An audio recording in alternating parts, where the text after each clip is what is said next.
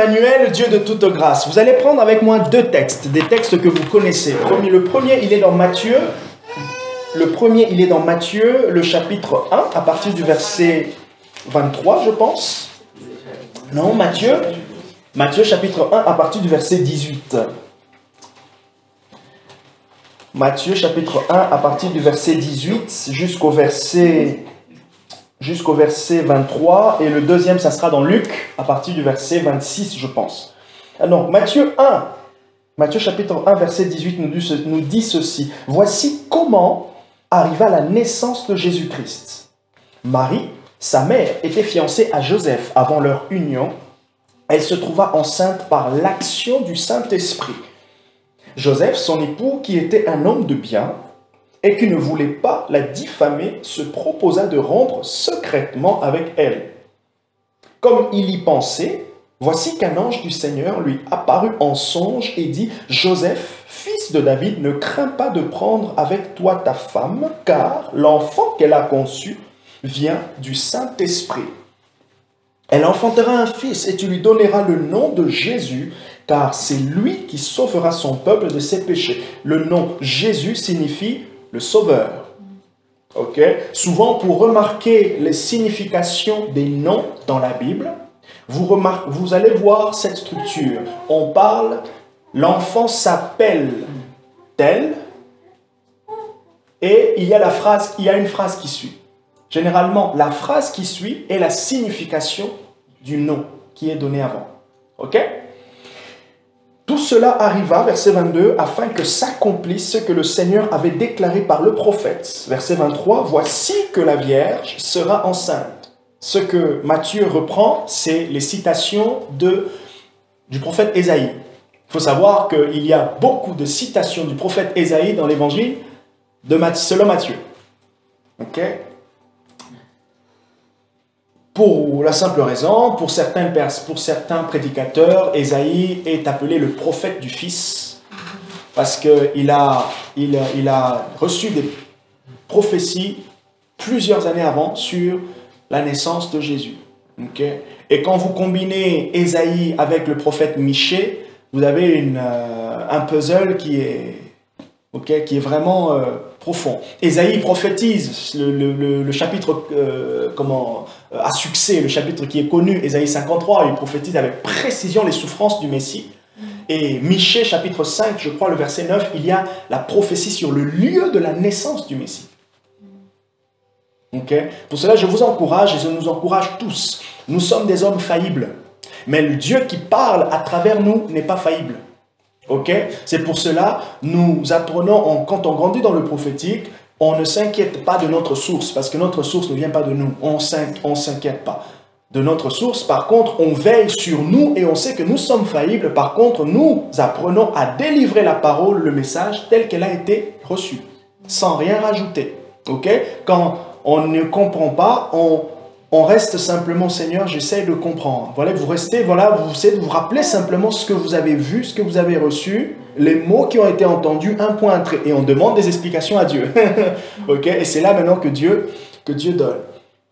Et là, par le Saint-Esprit, donne à Ésaïe une parole précise sur les souffrances du Messie, et il donne à Michée une parole précise sur le lieu de la naissance.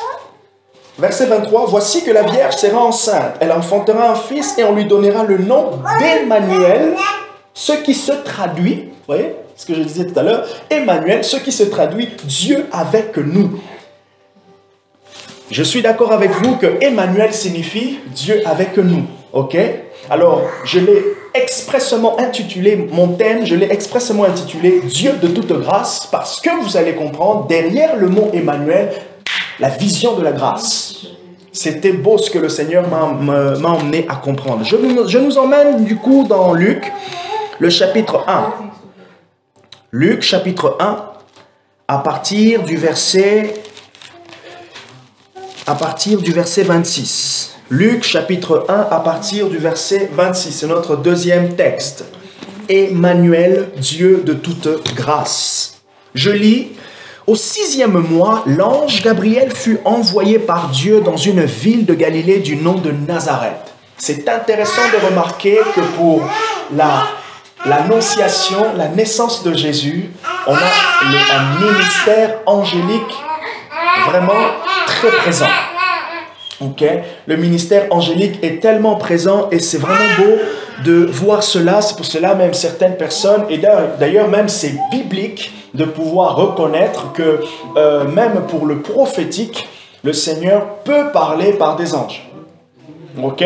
Alors, c'est vrai que il faut quand même faire attention dans le discernement des esprits de ce que l'on reçoit de la part de Dieu. Et parmi les choses qui sont simples, les tests simples, hein, comme la pratique du carbone 14 pour déterminer que tel objet trouvé est daté d'une telle période, on a le simple test. Paul dit, ce que vous recevez, si celui qui vous donne une parole ne reconnaît pas le Seigneur Jésus comme étant venu en chair, cet esprit, il doit être repoussé.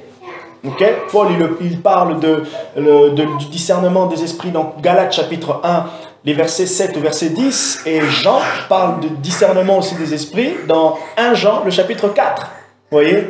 Donc, que je reçoive du Saint-Esprit, que je reçoive de Dieu par le Saint-Esprit, ou je reçoive de Dieu par l'entremise d'une visite angélique, comme Daniel, cette source doit se soumettre à Dieu.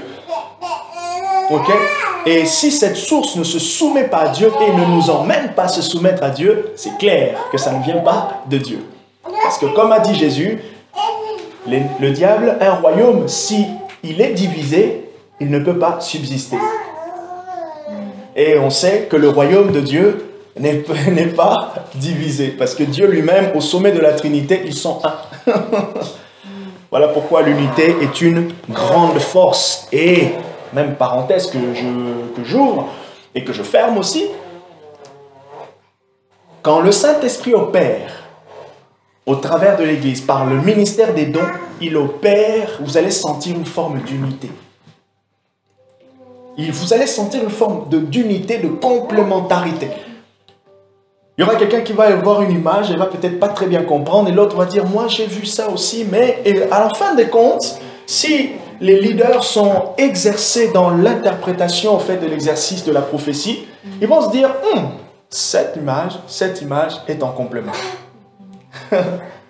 Ok? Soit aussi, Dieu peut donner deux choses différentes. Mais c'est toujours beau, l'Esprit de Dieu est uni dans ses manifestations. Uni, ça veut dire il est unique. On voit qu'il y a un même esprit, comme a dit Paul, mais diverses opérations.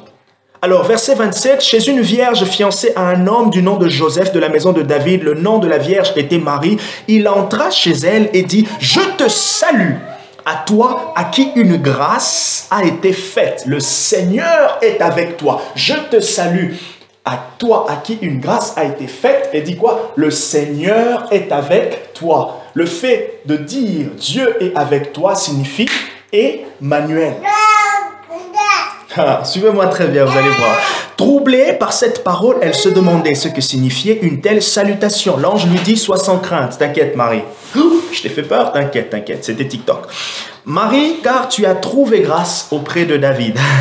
Voici, tu deviendras enceinte, tu enfanteras un fils et tu l'appelleras du nom de Jésus. Il sera grand et il sera appelé fils du Très-Haut et le Seigneur Dieu lui donnera le trône de David, son père. Il régnera sur la maison de Jacob éternellement et son règne n'aura pas de fin.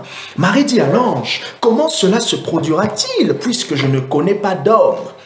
L'ange lui répondit, et le verset 34, vous voyez le lien en fait qu'on fait avec Matthieu, où Joseph n'avait pas encore connu Marie, et là, il se dit, mais comment elle est enceinte au fait, rien ne s'est fait. Vous voyez? Et là, le verset 34 nous fait un lien. Comment cela se produira-t-il puisque je ne connais pas d'homme? L'ange lui répondit, le Saint-Esprit viendra sur toi et la puissance du Très-Haut te couvrira de son ombre. C'est pourquoi le Saint-Enfant qui naîtra sera appelé Fils de Dieu. Verset 36. Voici qu'Élisabeth, ta parente, a conçu elle aussi un fils en sa vieillesse, et celle qui était appelée stérile est dans son 6e mois. Car rien n'est impossible à Dieu. Marie dit, voici la servante du Seigneur, qu'il me soit fait selon ta parole, et l'ange s'éloigna d'elle. Emmanuel, Dieu de toute grâce. Vous remarquerez dans Matthieu, dans Marc et dans Jean, 3 évangiles. Dans Matthieu, dans Marc, Matthieu, Marc et Luc. Les 3 évangiles qui sont appelés synoptiques, c'est des évangiles qui parlent, excepté Marc. Dans Marc, il n'y a pas la partie sur la naissance de Christ. Okay? On ne retrouve que dans Luc et dans Matthieu. Ces évangiles parlent de la naissance virginale de Christ. Ils montrent un Jésus engendré par l'Esprit dans le sein de Marie. Très intéressant. Ils montrent Jésus engendré par l'Esprit dans le sein de Marie. Par contre, la manière dont Jean introduit le Fils de Dieu, il introduit Christ non engendré. Ou du moins, engendré depuis l'éternité des temps. Très intéressant. Il y a un complément, il y a une même vérité, mais il y a une expression différente. Le point de vue des auteurs, le point de vue du Saint-Esprit, c'est de nous donner une panoplie, de nous donner des informations intéressantes sur Jésus. Matthieu, Marc et Luc, bien sûr, nous parlent, bien même Jean aussi, il parle de la vie de Christ. On a Jésus, on a Dieu naquit, Dieu parmi les hommes, Emmanuel, Dieu avec nous. Mais maintenant, la manière dont le Saint-Esprit introduit le Fils de Dieu, dans Marc, dans Matthieu et dans Luc, il l'introduit comme celui qui est né par l'Esprit, mais dans une femme. La postérité d'Abraham, descendant de Judas. Maintenant, par contre, dans Jean, qu'est-ce qu'il est dit? Je vous emmène. Jean, le chapitre 1, vous connaissez ce texte. Jean, chapitre 1, il est dit quoi? Au commencement était la parole était Dieu, et la parole était avec Dieu. Jean nous emmène dans le Christ engendré, mais non pas dans un homme, mais le Christ qui existait déjà. Ok? Regardez une différence que j'ai établie entre ces 3 ou 4 chapitres. Donc Jean, le chapitre 1, du 1er au 12e verset, si je peux dire ainsi. Ok? Jean, le chapitre 1, du 1er au 12e verset, je le compare avec Matthieu, chapitre 1, du verset 18 au verset 23, et je le compare avec Luc, Luc chapitre 1, le verset 26 au verset 35, ou plutôt 37. Regardez la différence. Premièrement, j'ai 2 listes. La première liste, c'est celle qui regroupe Matthieu chapitre 1 avec Luc. Qu'est-ce qu'on voit en premier? On voit Jésus qui vint au monde parce qu'il était le sauveur du monde. Emmanuel, Dieu avec nous. On voit Jésus qui vint au monde parce qu'il était le sauveur du monde. Par contre, dans Jean, on voit Jésus, celui qui existe depuis le commencement. On voit le sauveur, mais qui existe depuis le commencement. Première chose. Ça va? Deuxième chose. Dans Matthieu, on voit le sauveur qui naquit pour être glorifié par Dieu son Père. Regardez, je veux vous dire ça. Il naquit, c'est dans Luc. Luc, à partir du verset 31. Luc chapitre 1, à partir du verset 31. « Voici, tu deviendras enceinte et tu enfanteras un fils et tu l'appelleras du nom de Jésus. » Verset 32. « Il sera grand et sera appelé fils du Très-Haut, et le Seigneur lui donnera le trône de David, son père. » Verset 33, « Il régnera sur la maison de Jacob éternellement, et son règne n'aura pas de fin. » Luc nous parle le sauveur qui va naître pour être glorifié. Luc nous dit, il y a une mission. Mais regardez ce que Jean nous dit. Jean nous dit qu'il est déjà glorifié de par sa prééminence. Oh, ça va? Ok. On n'a pas un fossé, mais on a des compléments d'information. Comment est-ce qu'on doit aborder l'humanité et la divinité de Jésus? On doit aborder l'humanité et la divinité de Jésus comme deux choses, ok, qui ne se combattent pas, mais qui ont un but d'exprimer, de ôter le voile, ok, ou de nous emmener à voir Dieu dans toute sa splendeur. Deux compléments. L'humanité de Christ nous emmène au fait à nous identifier, nous, dans la perfection de sa vie. L'humanité de Jésus, c'est pour nous comme un exemple. Et c'est ce que l'Épître aux Hébreux nous donne dans le chapitre 4, à partir du verset 16, qui dit que nous avons un souverain sacrificateur qui n'est pas incapable de compatir à nos faiblesses. Voilà le but de l'humanité de Jésus. Jésus s'est identifié à vous et moi. Le Seigneur s'est abaissé, il est venu à notre niveau afin de nous élever à son niveau. Il a revêtu, il a pris notre standard, le standard de la faiblesse, le standard de la faiblesse qu'on a à cause du péché, afin de nous emmener dans son standard de la sainteté. Voilà pourquoi il est écrit dans Jean, chapitre 1, le verset 12, « À tous ceux qui ont cru, il a donné le pouvoir. » S'il a donné, c'est parce qu'ils n'avaient pas le pouvoir de devenir enfants de Dieu. Christ s'est abaissé, non pas pour lui, mais pour nous. Il s'est abaissé afin que nous soyons élevés avec lui. Et qu'est-ce que dit Paul, Colossiens chapitre 3, verset 1? « Si vous êtes morts avec Christ, recherchez les choses d'en haut, là où Christ est assis à la droite de Dieu le Père. » Or, les choses que nous recherchons, c'est parce que nous sommes nous aussi assis avec Christ dans les lieux célestes. Donc, nous ne cherchons pas des choses qui ne sont pas nous, mais nous cherchons des choses que nous avons en Jésus. Donc, j'ai dit premièrement, il vient au monde parce qu'il était le sauveur du monde, dans Matthieu, plutôt dans Luc et dans Matthieu, et dans Jean, il nous dit il existait déjà. Deuxième chose, il naquit pour être glorifié. Par contre, dans Jean, il nous dit il est déjà glorifié parce qu'il existe dès le commencement. Ok? Troisième chose, l'humanité du Sauveur est perçue et donnée comme un moyen pour s'identifier à lui. Vous voyez? L'humanité de Jésus est donnée comme est montrée dans Matthieu ainsi que Luc, comme un moyen pour que nous puissions nous identifier à lui. Ok? Par contre, dans Jean, il dit la divinité est l'élément clé pour l'adorer ou le reconnaître. Est-ce que ça va? Ça va un peu? J'ai fait comme une étude biblique là. Ok? Donc, l'humanité de Jésus s'est donnée pour que les hommes s'identifient à leur Sauveur. Je crois que c'est cette semaine, non, la semaine dernière, je me suis réveillé avec ce merveilleux texte de Hébreux, le chapitre 5. Ah, c'est ça.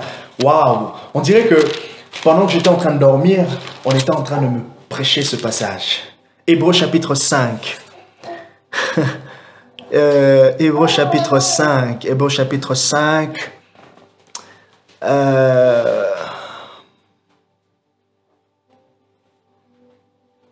Voilà, verset 1, il dit « En effet, tout souverain sacrificateur pris parmi les hommes est établi pour les hommes dans le service de Dieu afin de présenter des offrandes, des sacrifices pour les péchés. » Tout souverain sacrificateur, ok, pris parmi les hommes est établi pour les hommes. Dieu, il vient vers l'homme en s'identifiant, en étant comme l'homme. Il revêt la faiblesse de l'homme. Ah, ok. Par contre, Jean nous dit, la divinité, celui que vous voyez dans le corps de faiblesse, ok, celui que vous voyez dans un corps pécheur, celui qui s'identifie à vous, il est Dieu. Alors, comment est-ce qu'il vous montre qu'il est Dieu? Par les œuvres qu'il fait. Mais c'est quoi? C'est quoi l'objectif? C'est pour que vous puissiez le connaître et que vous puissiez l'adorer. Et dernière chose, l'humanité de Jésus nous emmène dans la perfection. On voit dans Matthieu et dans Luc la perfection de son humanité. Il a vécu dans le même état que nous, dans la même condition que nous, mais il nous a présenté la perfection, ce que Dieu voulait. Il n'a pas péché. Voilà pourquoi c'est un souverain sacrificateur capable de nous porter. Il a connu cela sans jamais chuter. Il a connu toutes ces choses sans jamais chuter. Il a connu la trahison, mais de son cœur est sorti le pardon. Il a connu la faim. Il a connu les tentations. Mais il n'est pas tombé. Pourquoi il a enduré tout cela? Afin que vous et moi, nous puissions avoir des exemples pratiques. Nous puissions avoir des exemples clés. Où on peut dire, oh, quand nous crions à toi, il est capable de nous secourir. C'est pour cela même, il est même dit dans Hébreu, que jusqu'à maintenant, il continue d'intercéder. Il continue de nous porter. Il continue de nous porter. Et lorsque nous nous abandonnons à lui, qu'est-ce que nous faisons de manière spirituelle? Nous allons puiser dans la ressource qu'il a en lui, qu'il a en lui. Nous puisons dans la ressource. Pourquoi? Parce qu'il en a assez pour nous donner. Il a assez de victoire pour nous donner la victoire. Ok? Pendant que Luc et Matthieu nous parlent de la perfection de l'humanité de Jésus, Jean nous parle de la perfection de sa gloire. La perfection de sa gloire. Et il peut dire, Jean chapitre 2, le verset 11, que Jésus a fait tel miracle et ses disciples ont cru à lui. Alors, quel est le lien maintenant avec cette petite présentation un peu étude biblique? Quelle est l'importance et la particularité de cette annonciation, de ce message que l'ange fait à Marie? L'importance et la particularité de cette annonciation, c'est l'inauguration de la dispensation de la grâce. Comment est-ce que Dieu voulait que nous puissions comprendre la grâce? Voilà comment est-ce que Dieu voulait que nous puissions comprendre la grâce. C'est lui qui vient vers nous. C'est ça la grâce. Comment est-ce que Dieu veut qu'on puisse comprendre Emmanuel? Emmanuel, c'est Dieu dans sa gloire qui descend vers l'homme. Dieu dans sa gloire qui initie, qui permet à l'homme de goûter à ce qu'il est. Pourquoi? Parce que nous étions séparés. Nous n'avions pas accès. C'est lui qui a accès à tout, qui pouvait nous ouvrir le chemin, nous montrer la voie, nous toucher. Ok? Cette annonciation ouvre l'ère de la grâce. Et je ne sais pas si vous avez remarqué, regardez ce que Marie dit. Il dit, non, l'ange dit à Marie, verset 28, Luc chapitre 1, verset 28, il entra chez elle et dit, je te salue à toi, à qui? Je te salue toi, à qui une grâce a été faite. Quoi? Une grâce a été faite. Mais quelle est la grâce? Le Seigneur est avec toi. Vous avez vu? Je te salue à toi, à qui une grâce a été faite. Mais c'est quoi la grâce? Dieu est avec toi. Bien évidemment, on sait que la grâce, c'est une faveur imméritée. Mais ça veut dire quoi? Faveur imméritée de quoi? La faveur que Dieu nous fait de venir vers nous. Dieu nous fait la faveur de venir vers nous. Non, c'est pas nous qui, parce que, il nous fait la grâce. Non, non. On doit voir la grâce comme étant le choix de Dieu, comme étant l'initiative de Dieu. C'est Dieu qui a fait, qui a décidé. Dieu, il a décidé de venir vers nous. Dieu, il nous a ouverts. Vous avez un peu? Sois béni à toi à qui une grâce a été faite. Le Seigneur est avec toi. Dieu est au milieu de nous. Je peux encore ajouter la faveur que Dieu nous fait d'avoir une part avec lui. Voilà la grâce. C'est pour cela que j'ai dit Emmanuel, bien sûr, vous le savez, Emmanuel, Dieu avec nous, mais j'ai dit Emmanuel, Dieu de toute grâce. Emmanuel, le Dieu qui est présent. Pourquoi il est présent? Non pas parce qu'on l'a invité, parce que lui-même s'est invité. Parce que lui-même a décidé de nous donner une part. Est-ce que vous réalisez? Dieu a décidé de nous donner une portion avec lui. Quelle portion? La portion de sa gloire, la portion de sa présence. Il a décidé de nous ouvrir les yeux.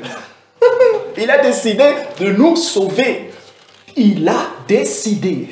Voilà pourquoi vous voyez dans Matthieu 1 et dans Luc, c'est les anges qui sont venus. Ils sont venus. Ils sont venus quand les temps marqués. Paul le dit dans Tite, chapitre 1. J'aime bien ce texte de Paul. Et Paul parlait de son témoignage personnel. Ah là là là là, Paul. Oh Dieu. Regardez ce que Paul dit dans Tite. Oh Zavadish. Tite, le chapitre 1. Je vais vous lire à partir du verset... Tite, chapitre 1, à partir du verset 3. Il dit, il a manifesté sa parole. Non, je vais lire à partir du verset 1. Paul, serviteur de Dieu et apôtre de Jésus-Christ. Je suis en train d'aller, je vais chuter, ne vous inquiétez pas. Je vais chuter. Ouais, je suis déjà à 30 minutes. Donc 35 minutes, paf. Paul, serviteur de Dieu et apôtre de Jésus-Christ pour la foi des élus et la connaissance de la volonté conformément à la piété. Et dit, lesquels, dans cette phrase, remplace pour la foi des élus de Dieu et la connaissance de la vérité. Ok? Donc il dit, lesquels reposent sur l'espérance de la vie éternelle. La foi des élus et la connaissance de la vérité reposent sur la vie éternelle. Il dit, promise avant l'origine des temps. La vie éternelle était promise avant l'origine des temps par le Dieu qui ne ment pas. Mais maintenant, ce que Dieu avait promis attendait une manifestation. Toute promesse de Dieu a toujours sa date, sa période, son kairos de manifestation. Ok? Et l'œuvre de l'Esprit, c'est de nous conduire dans cette période de la manifestation de la promesse. Et c'est ainsi qu'on voit toujours la fidélité de Dieu, parce que la fidélité de Dieu s'attache à la période où elle est comprise, la fidélité de Dieu est comprise lorsque l'on expérimente la période de la manifestation de ce que Dieu avait dit. Vous voyez? Et quand vous voyez cette période, vous dites non, il est Dieu. Et Paul, il dit, il a manifesté sa parole en son temps. Comment est-ce que Dieu a manifesté sa parole? Par la prédication qui m'a été confiée d'après l'ordre de notre Dieu, notre Sauveur. Il a manifesté sa parole par la prédication. Dieu manifeste sa promesse par le ministère de la prédication qu'on appelle l'évangile. Donc, ce qui est important de comprendre, c'est que Dieu est le point de départ. Ok? Dieu est le point de départ et nous sommes le point d'arrivée. La grâce part de Dieu et elle vient vers nous. Et jamais nous, elle commence en nous comme étant des points de départ que Dieu a voulu manifester. Non. La grâce part de lui. Il est l'origine. Il est le commencement. Je termine pour dire 4 choses qui s'attachent. 4 choses importantes qui sont attachées à la révélation d'Immanuel, à cette annonciation. 4 choses que Dieu voulait faire ressortir, qui ressortent de son caractère, qui ressortent de sa gloire. Le fait de connaître Dieu comme Emmanuel, Dieu avec nous, donc Dieu qui décide de venir vers nous, Dieu qui fait faveur à l'homme d'avoir part avec lui. Et quelle part? On a la part de connaître Dieu. Et qu'est-ce qu'on connaît de Dieu? La première chose, la première barrière qui nous fait rentrer en Dieu, ok, c'est la connaissance de la sainteté de Dieu. Et la sainteté de Dieu, c'est quoi? C'est la perfection de Dieu. J'ai lu quelque chose concernant le mot Adonai. Adonai, c'est un mot qui signifie Seigneur, mais il est intimement attaché à Yahweh. Ok? Alors, le mot Adonai, pour les Hébreux ou les Grecs, en tout cas les Juifs, c'est un mot qui exprime bien sûr C'est un mot qu'ils ont choisi parce qu'il manquait un mot pour exprimer la perfection de la sainteté de Dieu. Donc, même si le mot Adonai renvoie à Seigneur, c'est un peu faible par rapport au niveau de la sainteté de Dieu. Ok?